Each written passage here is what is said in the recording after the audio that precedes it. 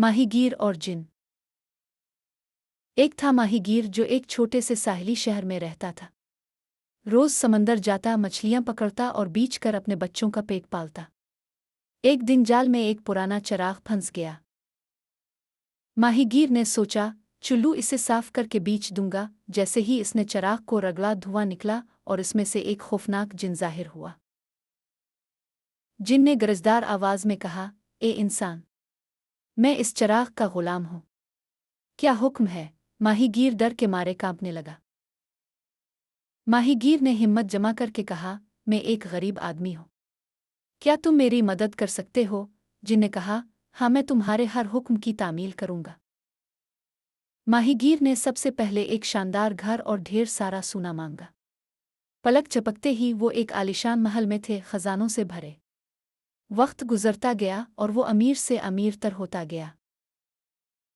इसने जिन से खूबसूरत लिबास, लजीज खाने और कीमती जवाहरात मंगवाए। जिंदगी ऐशो इशरत से गुजरने लगी।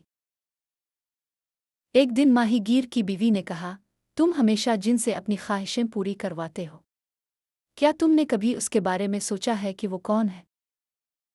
माहीगीर ने जिन को बुलाया और पूछा, ए जिन, तुम कौन हो और इस चराग में कैसे कैद हुए? जिन ने उदास लहजे में अपनी कहानी सुनाई। मैं एक ताकतवर बादशाह था जिसे एक जादूगर ने धोखा देकर इस चराग में कैद कर दिया था। मैं हजारों साल से इसमें बंद हूं, आज़ादी का मुंतज़िर। माहीगीर को जिन पर तरस आया। इसने पूछा, क्या कोई तरीका है जिससे तुम आज़ाद हो सको? जिन ने जवाब दिया, हाँ, अगर कोई शख्स इस चराग को समंदर में फेंक दे तो मैं आज़ाद हो जाऊंगा। माहीगीर ने सोचा और फिर कहा, मैं तुम्हें आज़ाद कर दूंगा। दौलत अहम है लेकिन किसी को कैद में रखना दुरुस्त नहीं है। ये कहकर इसने चराग को समंदर में फेंक दिया। फौरन ही एक बड़ा धमाका हुआ और जिन गायब हो गया।